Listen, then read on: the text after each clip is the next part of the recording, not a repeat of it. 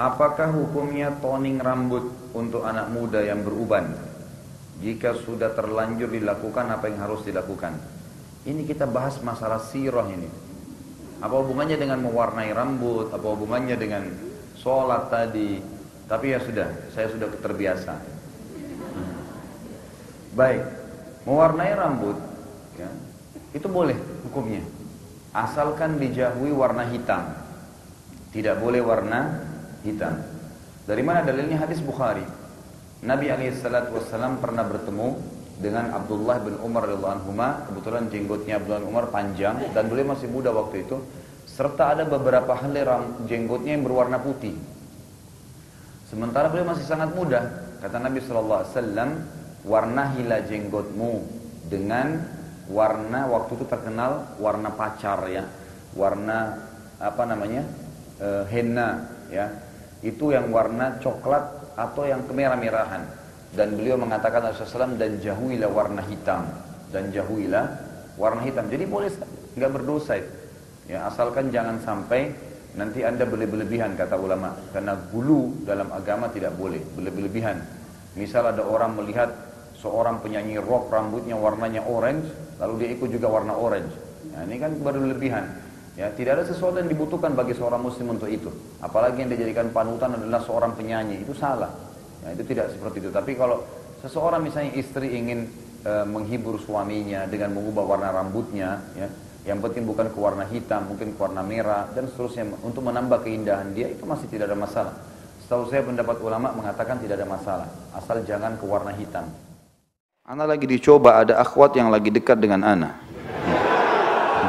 Apa yang harus ana lakukan? Apa hubungannya nih Marwan?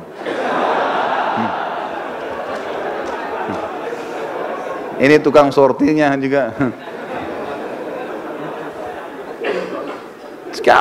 Dekatnya seperti apa? Kalau dekatnya hal-hal yang halal, karena dalam Islam boleh seorang akhwat mengatakan, saya tertarik dengan anda dan saya mau anda nikahi saya. Santun, sopan. Karena di zaman Nabi SAW ada wanita yang menawarkan diri. Itu bukan salah, hibah namanya. Ya. Yang allati wahabat nafsa lin Nabi. Dalam ayat dikatakan, wanita yang menghibahkan dirinya pada Nabi SAW. Dia mengatakan di depan sahabat semua, ya Rasulullah, saya ingin anda nikahi saya. Terserah anda. Nabi SAW melihat, sampai dalam hadis dikatakan Nabi memperhatikan wanita itu dengan sangat jeli. Lalu Nabi mengatakan, saya tidak ada hajat. Kemudian Nabi mengiklankan di masjid, siapa yang mau nikahi wanita ini, berilah seorang sahabat lalu menikahi wanita tersebut. Dari hadis ini dilihat pelajaran bahwasanya tidak aib, asal tidak ada pelanggaran syar'i ya. Boleh nggak seorang ikhwah mengatakan, saya ingin menikah dengan anda, kepada akhwat, santun ya, bahasa tulisan. Zaman dulu orang pakai kertas, mungkin sekarang orang menggunakan tulisan, sebatas itu ya. Maka itu bukan aib dalam Islam.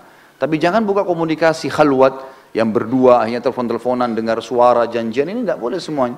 Gitu kan? Haram dalam agama Islam. Jadi ini dilihat dulu pendekatannya seperti apa. Kalau dia hanya sekedar tertarik saja, maka minta biodatanya, istikharah kepada Allah SWT. Gitu kan? Istikharah. Mungkin Allah SWT sudah mengirimkan sinyal untuk anda menikah. Gitu kan? Itu yang kita ambil positifnya. Allahu a'lam. Tapi kalau yang dimaksud ini pendekatannya, karena sekarang juga banyak ya dikemas-kemas nih. Pacaran diganti dengan ta'aruf Islami. Gitu. Ini juga perempuannya ini tidak benar nih sebenarnya, tapi dipakai istilah akhwat. Padahal akhwat itu kan dipakai yang sudah belajar ikut pengajian biasanya kan. Nah ini semua perempuan biar juga tidak pakai pakaian di luar sana akhwat juga. Ini salah ini. Nah kalau yang begitu tinggalkan. Saya bicara ini adalah sesuatu yang memang baik. Ikhwat dan akhwat, orang sudah itu pengajian, sudah menjaga agama, tapi dia tertarik ingin menikah dengan kita. Selama dia cuma nawarkan biasa itu tidak ada masalah. Tapi ini tidak masuk orang-orang perempuan yang terbuka auratnya di luar sana, tidak beriman sama Allah, tuh ahli maksiat, tidak masuk di sini.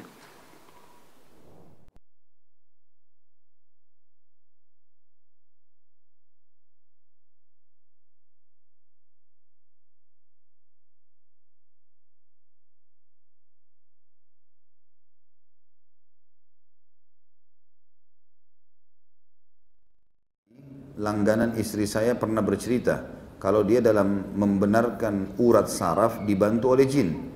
Apakah dia bisa disebut dukun? Dan apakah hadis tentang 40 hari sholatnya tidak diterima berlaku? Iya. Semua interaksi sama jin sama dukun. Cuma mungkin level-level dukun berbeda-beda gitu kan. Mungkin ada yang lebih banyak menggunakan jin. Jadi Di alam dukun ini teman-teman sekalian, dalam penyihir ini, makin dia mengabdi sama iblis, naudzubillah, maka makin banyak pengikutnya atau pasukannya dari jin atau syaitan yang membantu dia. Yang paling tinggi para penyihir dan dukun ini kalau mereka mengikrarkan kufur kepada Allah di depan iblis. Naudzubillah, dia menyebutkan kalimat kufur, mengufuri Allah subhanahu wa ta'ala dan beriman pada iblis. Ini akan diberikan oleh iblis sekian banyak syaitan yang akan membantu dia. Ada dukun-dukun yang di bawahnya, misal dia hanya datang ke gua bersemedi di lautan segala macam, minta panggil-panggil penjaga inilah, penjaga itulah, dewa inilah, segala macam bahasa yang diucapkan sama dia.